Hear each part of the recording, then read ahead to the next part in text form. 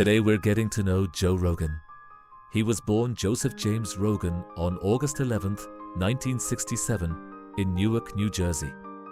His family later moved to the Boston area, where he grew up in Newton Upper Falls, Massachusetts, graduating from Newton South High School in 1985. At 14, after a physical confrontation with a bully at school, he started training in martial arts, moving from karate into taekwondo. Within just 2 years, he'd earned a black belt, and by 19, he'd won the US Open Taekwondo Championship, going on to hold the Massachusetts Full Contact Taekwondo Championship 4 years running. He said he was genuinely terrified of being a loser as a kid, and martial arts gave him the confidence that fear was pushing him to find. While chasing comedy in Boston, Rogan worked a real grab bag of jobs to stay afloat. Teaching martial arts, delivering newspapers, driving a limousine, doing construction work, even assisting a private investigator. Inspired by watching Richard Pryor, he tried his first stand-up set on August 27, 1988, at an open mic in Boston. By his own account, it bombed completely. He kept at it anyway, developing a raw blue comedy style that got him gigs at bachelor parties and strip clubs before going full-time in 1990.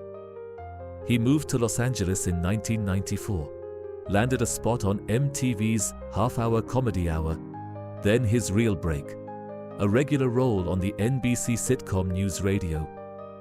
While still on that show, his martial arts background got him hired by the then tiny, underfunded UFC as a backstage interviewer in 1997.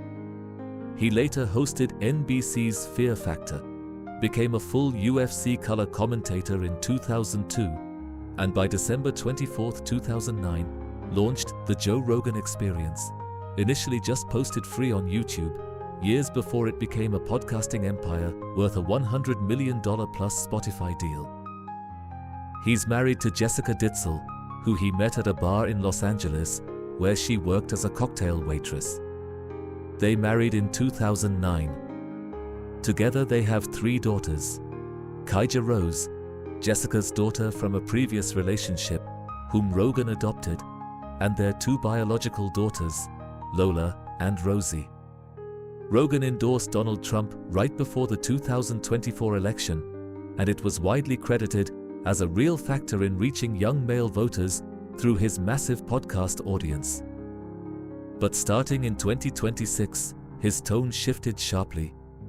He's criticized the administration's handling of the Epstein files, gone after ICE's tactics, at one point comparing agents to Gestapo-style brutality, and even agreed with a guest who said Trump is losing it, asking, "How is this real?" He's called MAGA a movement of, in his words, effing dorks, while still giving credit to what he calls the real, genuine patriots among Trump's supporters. Yet it's not a clean break. As recently as April 2026, he stood directly behind Trump in the Oval Office for a health policy executive order. Musician Jack White publicly mocked him as Slow Joe for only now voicing criticisms others made back in 2024. Meanwhile, Rogan remains the top podcaster in America, even as other Trump-turned critics have dropped in the rankings after Trump attacked them by name.